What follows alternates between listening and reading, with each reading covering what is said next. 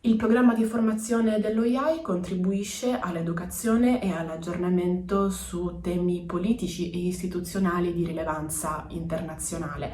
Contribuisce inoltre a formare una società civile in grado di comprendere le sfide e le opportunità provenienti dal mondo, di sviluppare un approccio critico anche attraverso il miglioramento delle proprie soft skills.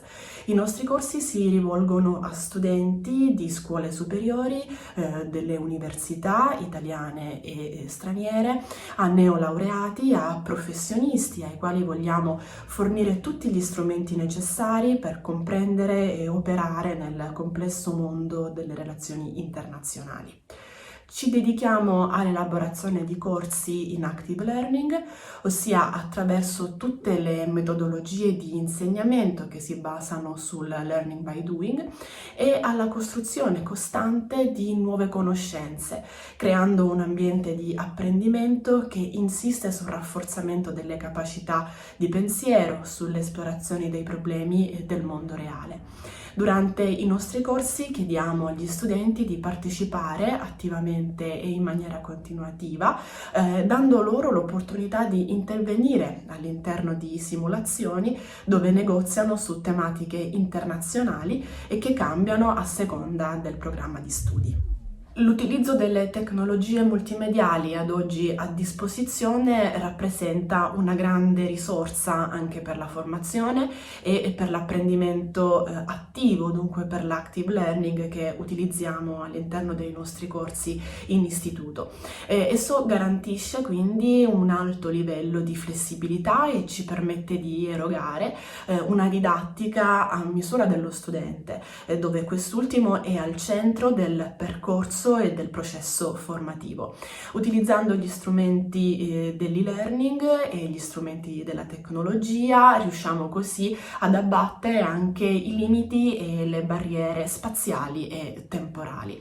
In istituto dunque usiamo l'e-learning come una risorsa grazie anche alla formazione a distanza, dove attraverso un modello sistemico le lezioni tematiche si alternano a laboratori pratici e a simulazioni in roleplay, durante i quali i partecipanti applicano quanto hanno avuto modo di apprendere durante gli short briefing, grazie alla presenza di esperti nelle relazioni internazionali e di ricercatori che si occupano delle tematiche in oggetto del corso. I corsi presenti in IAI rispecchiano le grandi competenze del team di ricercatori presenti in istituto e organizzati all'interno dei diversi programmi di ricerca. Tra gli altri corsi, quello giunto ormai alla sua 7ª edizione è relativo ed è focalizzato allo spazio euromediterraneo, di cui andiamo ad ascoltare 2 pillole di Daniela Huber e di Luca Franza. Welcome to this EU-MENIA policy lecture on the EU and democracy promotion in the Middle East. I'm Daniela Huber, I'm head of the Middle East and Mediterranean department at the Istituto Affari Internazionali in Rome. Now, before starting this lecture, I should maybe say that I will focus today very much on the view from the European Union, while there is a sister lecture to this one, which focuses on the view from the Middle East. Now, when thinking about democracy promotion, we of course need to engage first central concepts. Most importantly, obviously, democracy, which is an essentially contested concept across the whole globe.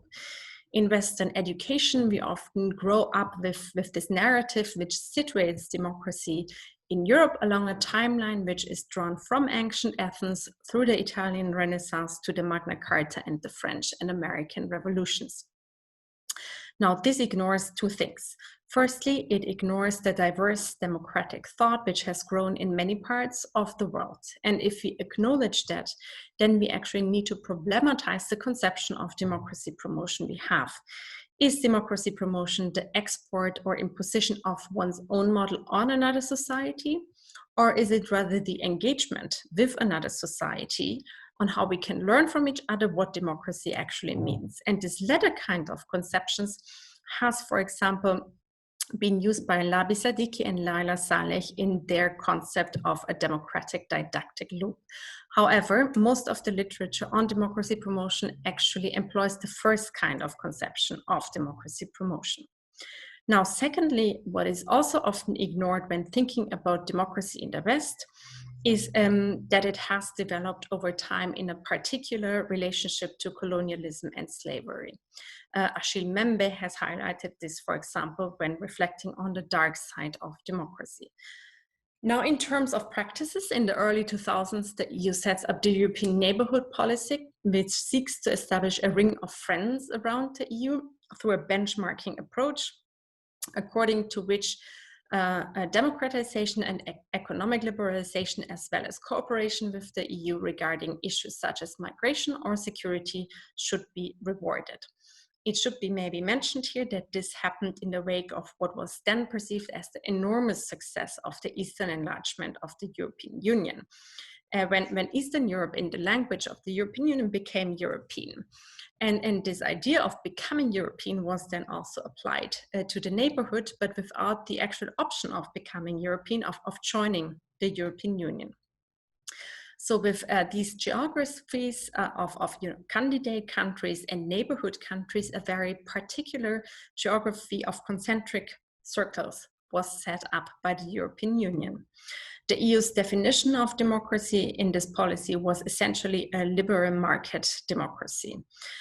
In terms of instruments for promoting human rights, they were seen as rather technocratic, whereby the EU was not sensitive to more locally grown and supported models, which might put more emphasis on issues such as social justice or religion.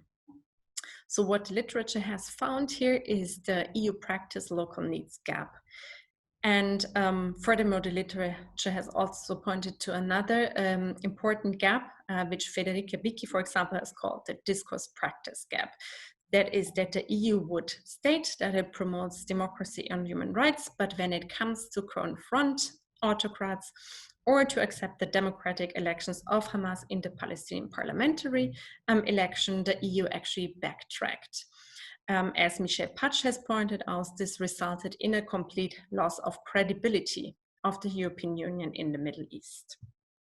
Now, what happened after 2011 with the Arab uprisings is that initially the EU admits mistakes. So Commissioner Füle argued that too many of us fell prey to the assumption that authoritarian regimes were a guarantee of stability in the region. This was not even realpolitik.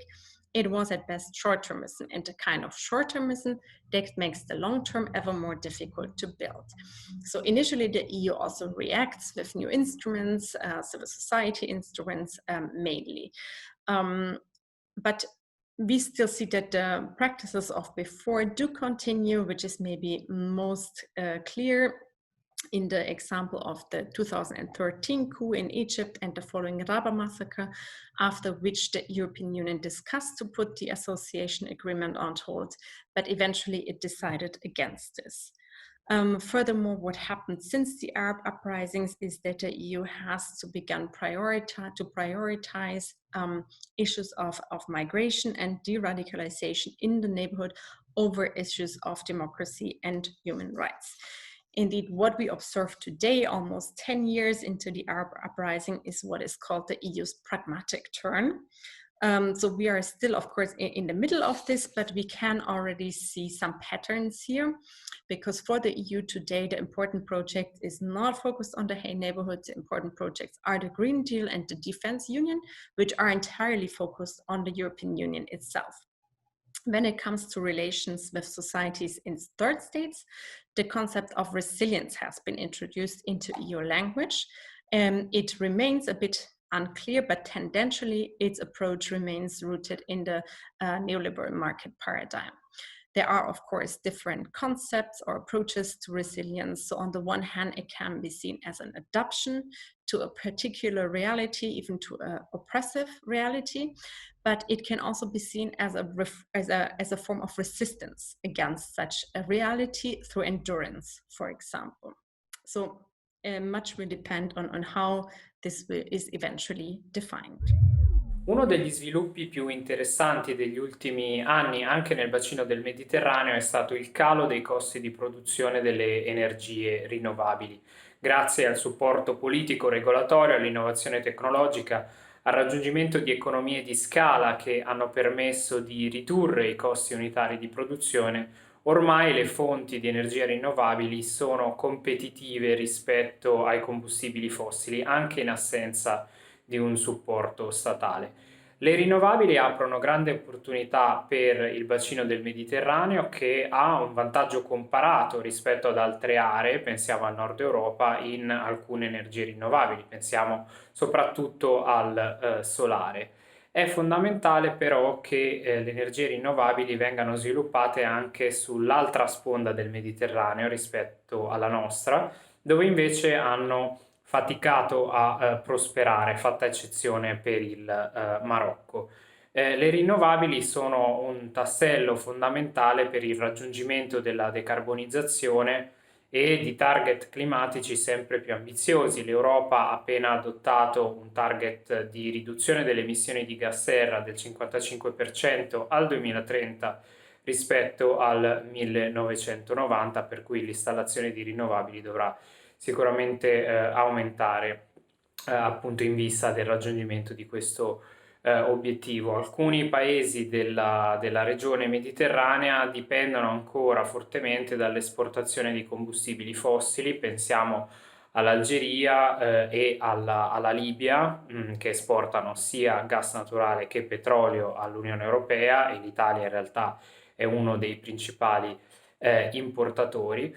Questi paesi che esportano petrolio e gas si trovano attualmente in difficoltà a causa del calo dei prezzi sia del petrolio che del gas, anche dovuto alla pandemia da Covid-19. Nel lungo termine è fondamentale che questi paesi diversifichino le proprie esportazioni, diversifichino le proprie economie, e in questo i paesi europei possono svolgere un ruolo di assistenza, e questo è particolarmente importante, strategico per la politica estera italiana, data l'esposizione dell'Italia all'instabilità politica nella regione.